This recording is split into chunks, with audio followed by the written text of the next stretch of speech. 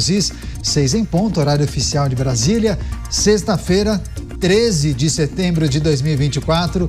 Eu sou o Daniel Caniato. No programa de hoje, participações, análises, comentários de Roberto Mota, Luiz Felipe Dávila e também o Cristiano Beraldo. Vamos aos destaques de hoje. Empresários e economistas brasileiros são criticados por não financiarem artistas. Roubo gera crise dentro do PCC. MST intensifica alianças e apoios com ditaduras pelo mundo. Tudo isso e muito mais a partir de agora, em Os Pingos nos Is. Opinião. Hora de colocar os pingos nos is.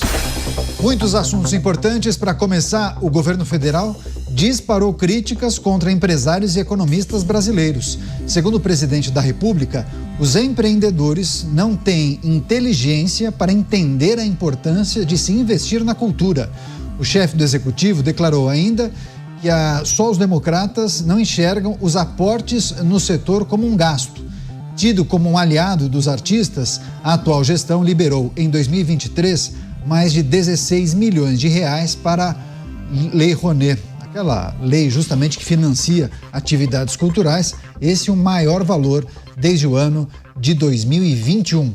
Vamos refletir sobre essas falas do presidente da República, Luiz Felipe Dávila, ao vivo, de volta. O Dávila não esteve com a gente ontem, retoma aqui na bancada virtual do programa. Dávila, seja muito bem-vindo, uma ótima noite a você.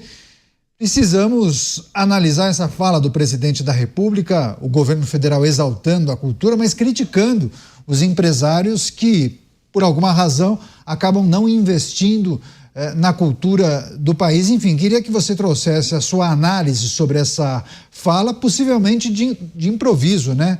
Uma vez que alguém que escreve um discurso para um presidente da República talvez deixasse essa parte de fora, né, Dávila? Boa noite, Caniato. Boa noite, Mota. Boa noite, Beraldo. E boa noite à nossa querida audiência. Toda vez que o presidente fala de improviso, ele dá escorregão. E o escorregão sempre é não olhar para os fatos e olhar para a ideologia. Qual é a ideologia? Os partidos de esquerda, como o PT, sempre se acham amigo dos artistas, liberam dinheiro para os artistas e tal. O fato é que o dinheiro na cultura vem caindo, né? Principalmente o dinheiro público.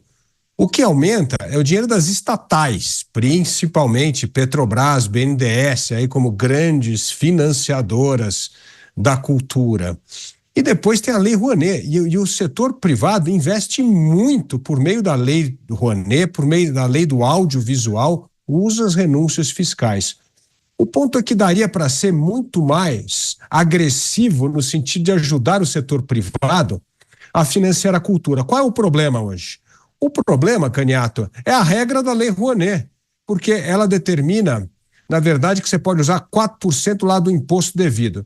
4% do imposto devido de uma grande empresa como a Vale, ou como o Itaú, ou o Bradesco, é uma coisa. Agora, 4% de uma pequena empresa no interior, não é nada. Por que isso? Porque certamente essas empresas menores poderiam financiar a cultura local, com tradições, festas de tradições local, peças de teatro local, com a escola de música local. Por exemplo, Tatuí tem uma excelente escola de música clássica, tem um ótimo conservatório, poderia ter mais empresários no entorno financiando. Então, não é uma lei, é uma lei altamente burocrática na prestação de contas, então o governo não ajuda. E o governo vem cortando o orçamento da cultura. Esse é o problema. A cultura não recebe dinheiro há muito tempo. E aí o que acontece? As grandes empresas que financiam a cultura financiam aqueles grandes eventos de repercussão estadual ou nacional muito grande. Então, por exemplo, você financia a Bienal de Artes, financia o MASP, o museu que nem o MASP, financia a OSESP, né, a Orquestra Sinfônica do Estado de São Paulo. Então vai financiando atividades desse tipo. Mas falta dinheiro para a cultura local. Essa acaba recebendo muito pouco recurso. E, na verdade, esse deveria ser o enfoque do governo. Mas o governo acaba recebendo pressão da classe artística para ficar financiando suas peças de teatro, seus filmes, etc.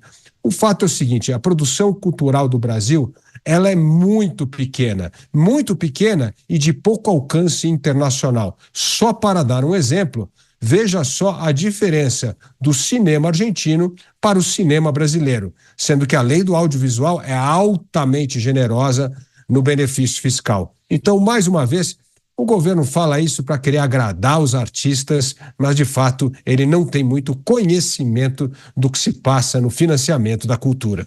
Nós estamos repercutindo as falas do presidente da República, cobrando o empresariado brasileiro que invista mais na cultura. O Roberto Mota também com a gente. Mota, seja bem-vindo, uma ótima noite a você. Até eu quero reforçar para a nossa audiência esse trecho que gerou uma grande discussão, principalmente nas redes sociais. Vou abrir aspas. Eu acho que os empresários brasileiros ainda não conquistaram a inteligência suficiente para saber que investimento em cultura é uma coisa que traz retorno, não só financeiro, mas político, na evolução da sociedade, fecho aspas, palavras do presidente da República. Mota, contigo então. Candiato, isso me lembra um caso contado, agora eu não me lembro por quem, talvez tenha sido pelo Nassim Taleb, por um grande escritor que falava de um cardiologista, né, que ele conhecia, e que tinha sobrepeso, comia todo tipo de porcaria, fumava e não fazia exercício. Ou seja, ele pregava para os seus pacientes coisas que ele não praticava. Boa noite para você, boa noite aos meus colegas de bancada, boa noite à nossa audiência, para quem eu vou fazer uma pergunta. No dia 5 desse mês foi aberta a Bienal do Livro. Na cerimônia de abertura, uma autoridade disse, na abertura da Bienal do Livro, que não tinha disposição para ler. Eu vou deixar vocês adivinharem quem foi. Na verdade, existem várias definições de cultura. Tem gente que acha que cultura é música, cinema, artes plásticas. Outros acham que cultura é sinônimo de conhecimento, é saber muitas coisas. Eu prefiro a definição do sociólogo holandês Geert Hofstede. Hofstede diz o seguinte: cultura é o conjunto das regras que regem a vida em sociedade. Hofstede diz que essas regras são como um aplicativo que é instalado na sua mente.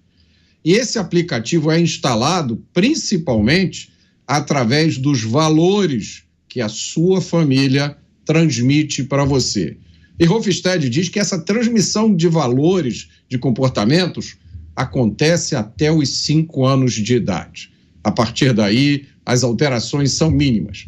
É nesse período, até os 5 anos de idade, na sua família, através dos ensinamentos, que você aprende a diferença entre o que é certo e errado, o que é limpo e o que é sujo, o que é bom e o que é ruim. Em outras palavras, um país é formado por tudo aquilo que nós ensinamos aos nossos filhos e pelos exemplos que nós damos a eles, como, por exemplo, o hábito da leitura. Programa Os Pingos nos Is, a notícia em destaque, as falas do presidente da República cobrando o empresariado brasileiro para que invistam em cultura, dizendo que atualmente os empresários não teriam inteligência suficiente para entender a importância de se investir na cultura. O Cristiano Beraldo já está com a gente? Beraldo, seja bem-vindo, uma ótima noite a você. Queria também pedir sua reflexão e análise sobre essas falas do presidente da República. Enfim, presumo que ele tenha convicção naquilo que ele disse, mas claro que nem sempre, quando você defende uma ideia e você faz isso de improviso, acaba sendo interpretado de outra forma, repercute de uma maneira torta, pelo menos na imprensa e nas redes sociais. Queria que você trouxesse sua análise sobre essa fala, por favor.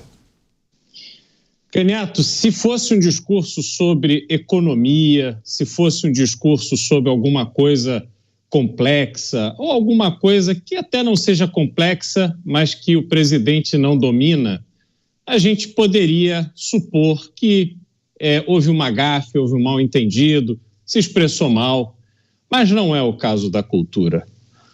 Boa noite a você, Candiato, boa noite ao Mota, ao Dávila, a nossa audiência que nos prestigia diariamente aqui nos Pingos nos Is, aonde a gente tem que brindar a nossa audiência com essa fala. O empresário brasileiro é burro. E olha só como o presidente tem razão nesse aspecto. O empresário realmente é burro. Porque o empresário brasileiro sobretudo o pequeno e médio empresário, ele insiste em investir, ele insiste em dar emprego, ele insiste em pagar imposto, ele insiste em ter que lidar com um fiscal que bate à sua porta todos os dias para lhe encher a paciência, ele tomar tempo e complicar a sua vida. Ele insiste em querer desenvolver novas tecnologias para ser mais eficiente. Ele insiste em querer ajudar o Brasil, quando, na verdade, o Brasil hoje não quer ser ajudado. O Brasil hoje quer simplesmente que o empresariado complemente o orçamento da União naquilo que tange alimentar um sistema chamado de cultura, mas que, na verdade, é um sistema que suporta uma determinada ideologia. Há muito tempo se perdeu no Brasil o que é cultura de verdade. E aí eu vou usar um exemplo simples. Existem, por suposição, por exemplo, vamos dizer que existam 2 projetos para serem analisados por essas comissões fantásticas e maravilhosas que existem no Brasil todo. Qual deles vai receber incentivo governamental? Qual deles vai receber dinheiro do empresariado? Um desses projetos é um filme, um documentário sobre a força do agronegócio brasileiro, como o agronegócio se desenvolveu, se fortaleceu, e o homem do campo do Brasil se tornou um grande empresário da agricultura, da pecuária, e hoje ajuda e muito a levantar o PIB brasileiro. Então, um projeto é esse. Aí tem um outro projeto que trata, por exemplo, de um pai de família com filhos pequenos, uma esposa, referência na sociedade em que ele convive, mas que um dia ele desperta para um novo sentimento.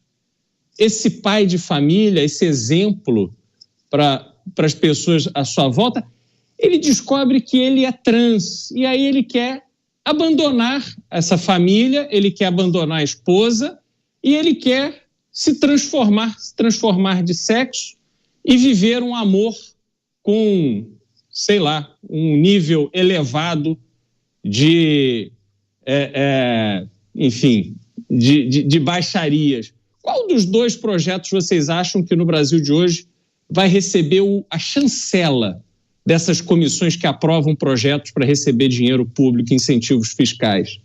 Olha, eu não tenho a menor dúvida, a chance de se fazer um documentário a sério sobre agronegócio brasileiro hoje é 0.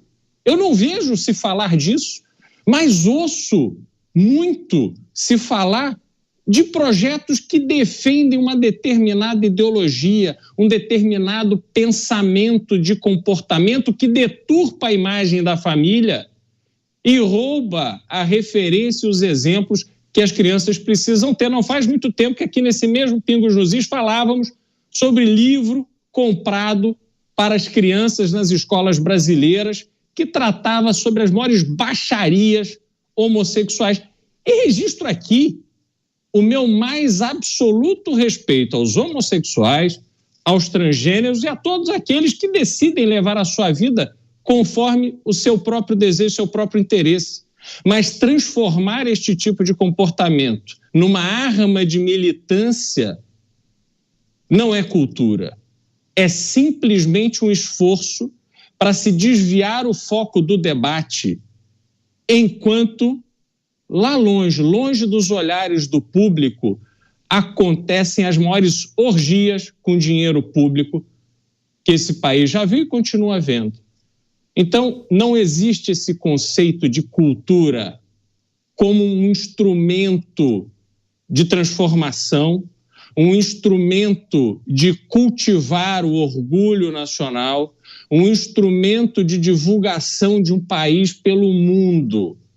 Os projetos, chamados projetos culturais do Brasil hoje, acabam sendo, no final, instrumentos para dar emprego para a companheirada, para poder dar dinheiro, transferir o dinheiro público para o bolso dos amigos, aqueles que apoiam determinados candidatos nas campanhas.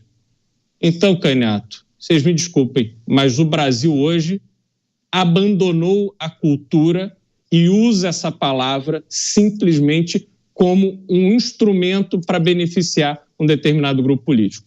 Você tocou em pontos muito importantes, viu, Beraldo? Eu vou até passar a palavra para o Luiz Felipe Dávila. Dávila, a Lei Rouanet, por si só, é um dispositivo muito conhecido por dar incentivo fiscal a projetos culturais. A ideia não é ruim, né? Porque há uma renúncia e aí aquele empresário, uma empresa, acaba destinando parte dos seus impostos para o fomento da cultura e o governo federal deixa de arrecadar. Agora, qual é o X da questão? Eu acho que é esse ponto que o Beraldo levantou, né? Porque quem são aqueles que conseguem os tais financiamentos? Quais projetos são aprovados? Há muitos artistas de renome que não precisariam da Lei Rouanet. Simplesmente aquela peça de teatro, aquele festival de dança, aquele show por si só já conseguiria se bancar, vender os tickets, os ingressos, não precisaria do apoio e o fomento do Ministério da Cultura por meio da Lei Rouanet. Então, questões ideológicas acabam pesando na avaliação desse colegiado e acabam recebendo, como disse o Beraldo, a chancela do governo para ter autorização para conseguir captar esses recursos junto às empresas? Olha, é bom esclarecer duas coisas aqui. O Beraldo tem razão numa coisa, mas outra coisa precisa de um esclarecimento.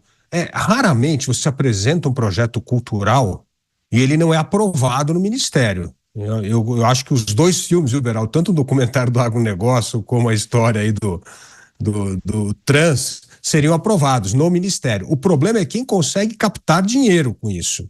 Então, aí entra numa outra fase. Quem é capaz de captar dinheiro? Muitos projetos, o tamanho da renúncia, como você falou, de Caneta, é 16 bi, mas raramente conseguem gastar os 16 bi. Então, por quê? Porque tem projeto que acaba não consegue captar dinheiro, levantar dinheiro, e aquele projeto acaba morrendo. Então, assim, na verdade, quem decide quem vai colocar o dinheiro são as empresas.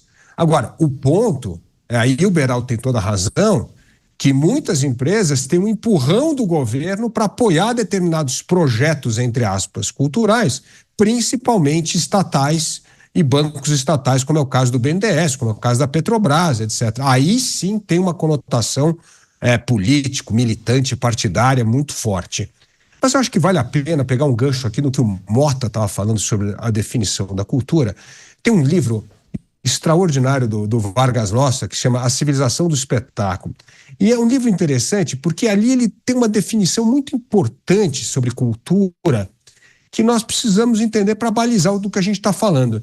Ele fala o seguinte: tem uma enorme diferença entre a alta cultura e o que chama de entretenimento. E a gente acaba tratando as duas coisas como cultura.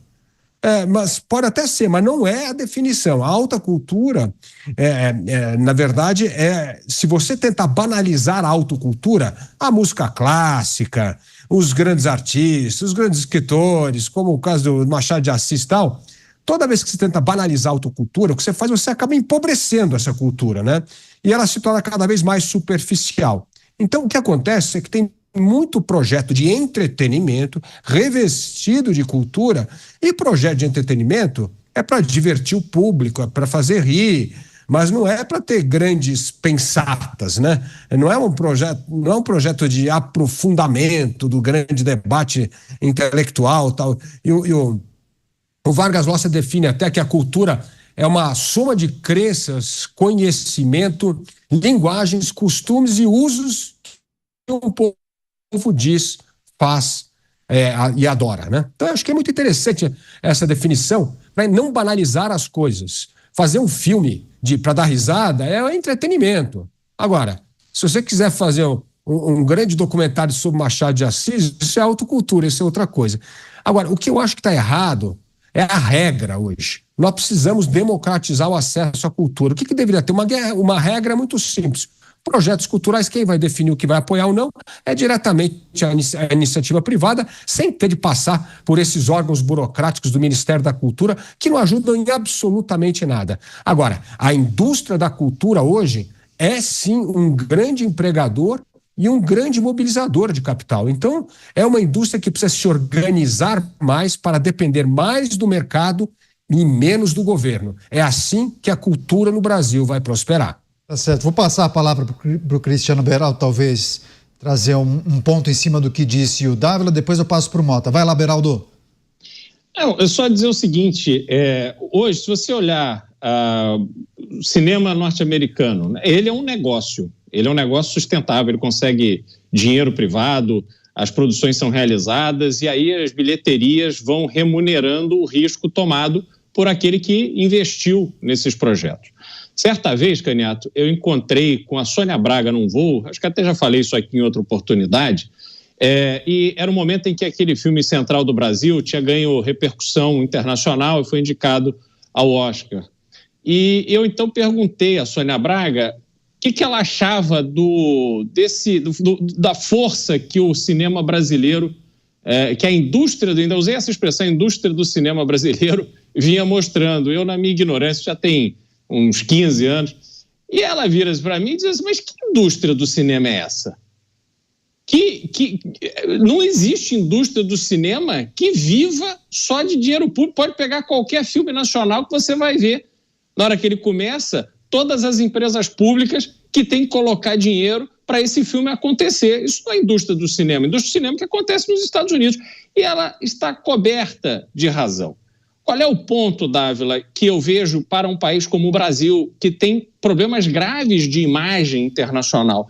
O esforço de desenvolvimento da cultura também tem que funcionar como um instrumento de até geopolítico para que o Brasil não só se venda ao exterior, mas mostre a sua força e os seus valores. Infelizmente, existe uma quantidade imensa de produções nacionais, eu não estou falando só do cinema, mas outros tipos de produções culturais ou tidas como culturais, que na verdade depõem contra o Brasil, passam valores absolutamente invertidos que não retratam a maioria da sociedade brasileira, retratam uma elite cega dessa esquerda caviar, essa esquerda do Leblon, essa turma que adora pensar a cultura brasileira tomando champanhe em Paris, mas que está absolutamente afastada da realidade das produções culturais daqueles que efetivamente buscam viver da cultura por todos os rincões do Brasil, e você citou isso aqui mais cedo. Só que esta estratégia ela tem que ser desenhada pelo governo, sim, porque é o órgão que tem a força, mas ela tem que ter um propósito institucional para o país e não para ficar agradando o grupinho que é mais chegado ao governo.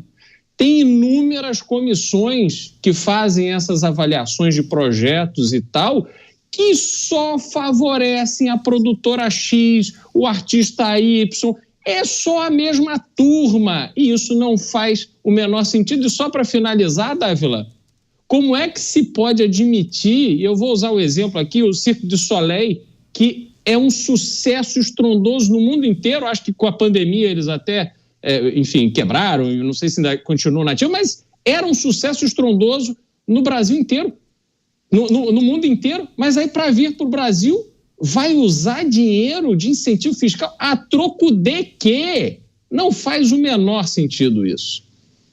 E eu me lembro bem desse caso, chegando no Cirque du Soleil, isso há muitos anos, não sei atualmente, você via a logomarca de um banco estampada em todos os banners ali. Então, peraí, Lei Rouanet, mas também cota master vendida por um banco gigantesco aqui do país, enfim, uma situação um pouco estranha. Dávila, rapidamente, depois eu passo para o Mota, vai lá. Não, o Beraldo tem razão, é incrível você usar benefício fiscal para patrocinar eventos culturais que são lucrativos. E isso nós não temos mesmo. O Beraldo tem razão, nós não temos uma estratégia cultural.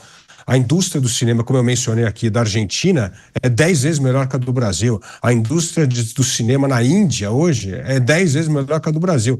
E o Brasil, realmente, a cultura hoje é mais uma estatal. É uma estatal que depende de dinheiro público e de renúncia fiscal para sobreviver. E as pessoas não conseguem fazer algo que tenha mercado. Ou seja, é inacreditável. A cultura dentro da cultura é não prestar contas ao mercado, é fazer a arte pela arte e acha que tanto o setor privado quanto o governo tem obrigação de financiar. Isso não é assim que funciona. Nós temos de olhar a arte, sim, de uma forma que atraia público, que tenha, sim, o aval da iniciativa privada e que saiba concorrer no mercado. É assim que a cultura sobrevive em qualquer lugar do mundo. Agora, não podemos esquecer, em quase todos os países, principalmente na Europa, tem muito dinheiro público financiando a cultura, mas com uma estratégia, como bem disse o Meraldo. Não é uma distribuição, não é mais um bolsa, não é um Bolsa Cultura, um Bolsa Família. É algo que tem por trás uma estrutura, um plano para fazer com que a cultura valorize os valores, as tradições e os costumes de um país. Pontos importantes trazidos pelos nossos comentaristas, os desafios do país para o fomento de atividades culturais, claro, pegando como gancho as falas do presidente da República atacando o empresariado por não financiar a cultura do país. Mota, contigo.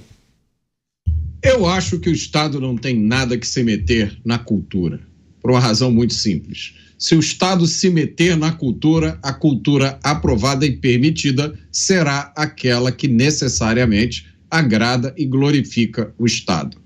Isso é uma coisa óbvia, meus amigos, especialmente em países onde a liberdade não é tradição. E a gente vê isso, né, no que está acontecendo no Brasil hoje. Depois, tem uma outra objeção, né, de caráter conceitual também. Eu acho imoral usar dinheiro de imposto para financiar filme, peça de teatro e show de música num país como o Brasil, onde morrem 40 mil pessoas assassinadas todos os anos, onde, até onde eu sei, mais de 40% das casas não tem coleta de esgoto. Um país onde grandes autoridades iluminadas repetem todo dia que é preciso combater a fome. Como, companheiro? Se tem gente com fome, como é que você está pegando dinheiro de imposto? Dinheiro de imposto que é pago por todos os brasileiros. Não há como escapar dos impostos. Aí você pega esse dinheiro que deveria ser usado para cumprir aquelas missões básicas do Estado, garantir os direitos individuais, garantir a segurança, o direito à propriedade, garantir um mínimo de qualidade no ensino público. Você pega esse dinheiro para financiar um show de música e você acha que isso é uma boa ideia? Como é possível conciliar na cabeça, ao mesmo tempo, essas duas ideias?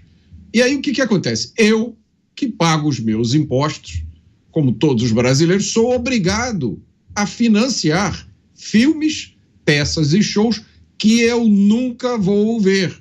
Inclusive alguns que afrontam aquilo que eu acho que é correto, que afrontam os meus valores. Por que eu sou obrigado a pagar por isso? Eu acho que a indústria da cultura tem que aprender a viver de mercado, porque já chega de gente vivendo às custas do Estado brasileiro. Uma outra informação, o Supremo Tribunal